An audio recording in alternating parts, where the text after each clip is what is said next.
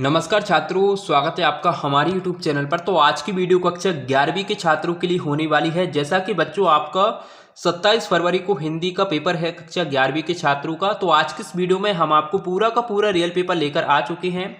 ऐसा ही पेपर आपको जो है 27 फरवरी को आपको अपनी वार्षिक परीक्षा में देखने को मिलेगा। अगर आप भी कक्षा 11वीं में पढ़ते हैं तो ये वीडियो आपके लिए बहुत ही महत्वपूर्ण होने वाली है। अगर आप इस वीडियो को पूरा देखते हैं लास्ट तक तो आप 80 में से 80 नंबर लेकर आओगे। तो चलिए वीडियो को जल्दी से शुरू करते हैं। आप यहाँ पर देख सकते हैं पेपर के नीचे आपको यहाँ पर कुछ निर्देश देखने को मिलेंगे। अगर हम आपको निर्देश पढ़कर बताते हैं तो वीडियो काफ़ी लंबी हो जाएगी। और प्रश्न नंबर 1 से आपको यहाँ पर सही विकल्प चुनकर लिखना है। पहला प्रश्न आपसे यहाँ पर पूछा गया है, मीरा अपना सर्वस्व मानती है राम को, विष्णु को, राजा रावल को या फिर कृष्ण को। तो किसको मानती हैं?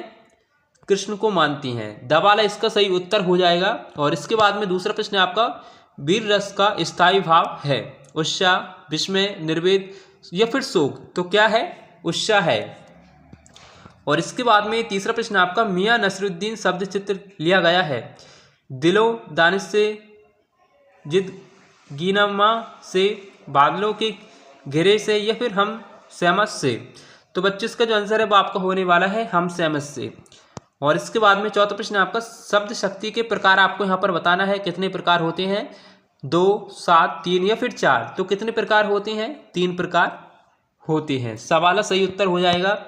और इसके बाद में पांचवा प्रश्न आपसे पूछा गया है, कोई की खुदाई की जाती है कुल्हाड़ी से, फावड़े से, बसोली से या फिर छेनी हथौड़े से। तो किससे की जाती है? बसोली से की जाती है। सवाल सही उत्तर हो जाएगा। और इसके बाद में छठवां प्रश्न आपसे पूछा गया है, किसी भी फिल्म या धारावाहिक की कथा को कहा जाता है पटकथा, लोककथा, नई कथा या फिर चित्रकथा। तो क्या कहा जाता है? पटकथा कहा जाता है। और इसके बाद में आप यहाँ पर देख सकते हैं, मैं माफ़ी चाहता हूँ कि आपको जो है सही से उत्तर नहीं दिख रहे हैं। जो इसमें प्रश्न छपे हैं वो सही से आपको दिख नहीं पा रहे हैं। तो पहला प्रश्न आपका, कवि डैश धारावाहिक के कवि हैं। तो आपको यहाँ पर 2 ऑप्शन मिलेंगे, निर्गुण और सगुण। तो बच्चों इसका जो आंसर है वो आपका होने वाला है निर्गुण। ये वाला आपका सही उत्तर हो जाएगा निर्गुण। और इसके बाद में दूसरा प्रश्न आपका, काव्य में बिंब को डैश माना जाता है चलचित्र या फिर शब्द चित्र। तो क्या माना जाता है? शब्द चित्र माना जाता है। और गलत, लोहा एक डैश है कहानी या निबंध। तो बच्चों इसका जो आंसर है तीसरे वाले का वो आपका होने वाला है कहानी। ये आपका सही उत्तर हो जाएगा।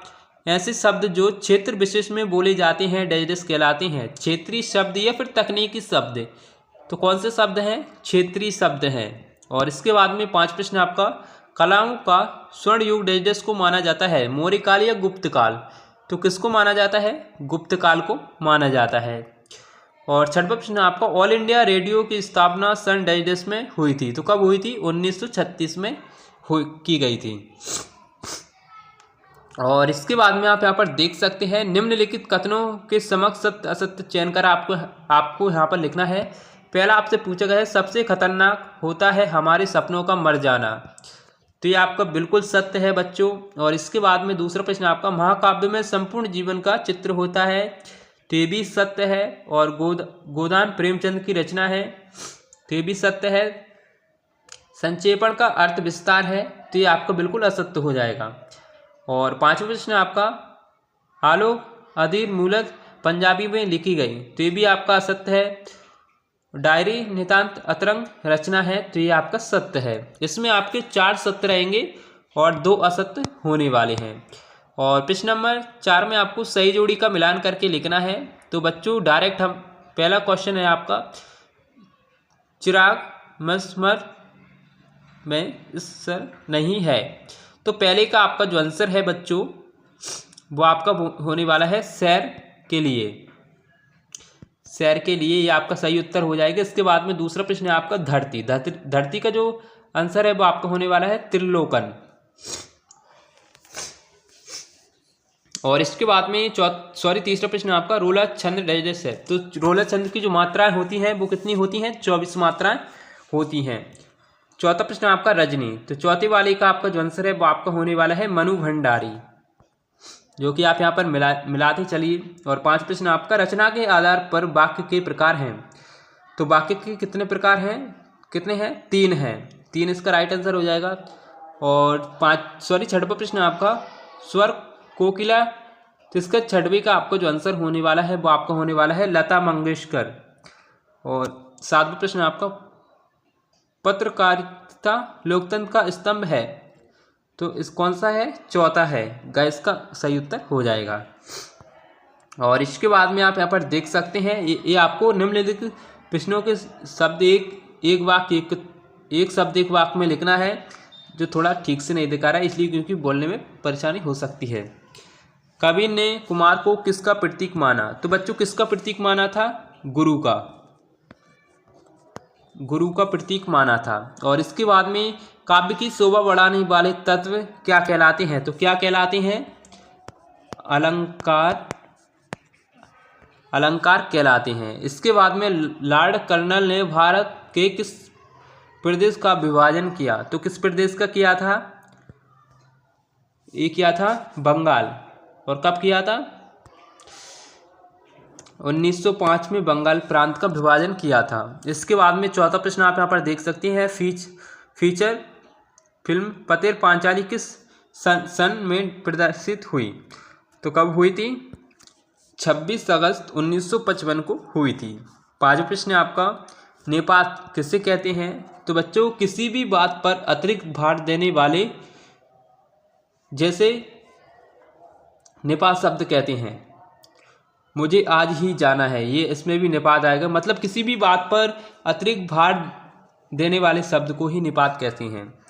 और धरातल पर बहने वाले पानी को क्या कहते हैं, 6वीं का आपका जो आंसर है वो आपका होने वाला है धरातलीय जल, सतही जल या अपवाह। और इसके बाद में 7वां प्रश्न आपका किन्हीं शब्दकोश में, हिंदी शब्दकोश में लगभग कितने शब्द हैं, तो कितने हैं बच्चों, 1 लाख से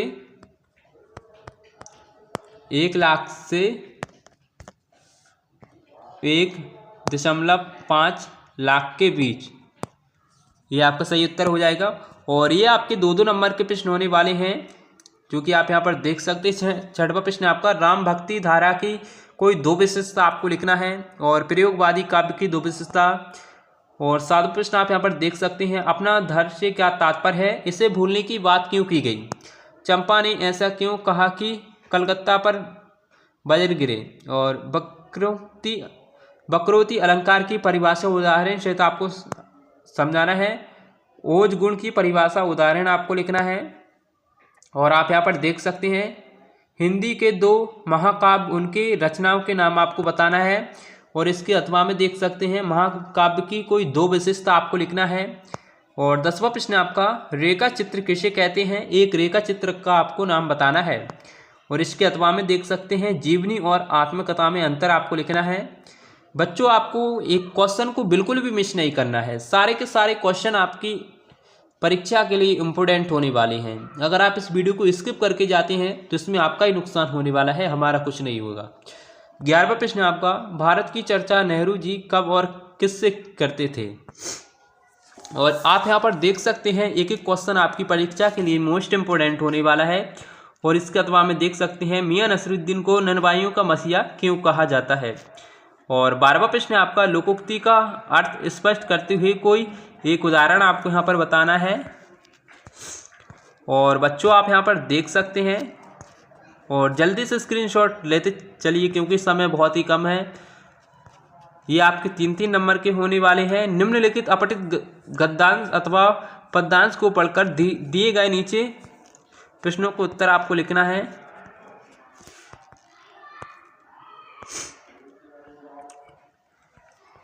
और आप यहाँ पर देख सकते हैं।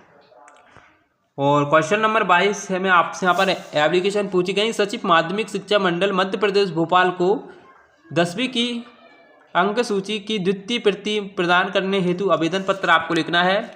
और इसके अथवा में देख सकते हैं अपने मित्र पंकज को अपने बड़े भाई की शादी में आमंत्रित करने हेतु एक पत्र लिखना है। और 23वां प्रश्न आप यहाँ पर देख सकते हैं, निम्नलिखित में से किसी एक विषय पर रूपरेखा सहित निबंध लिखना है, जो कि आप यहाँ पर देख सकते हैं।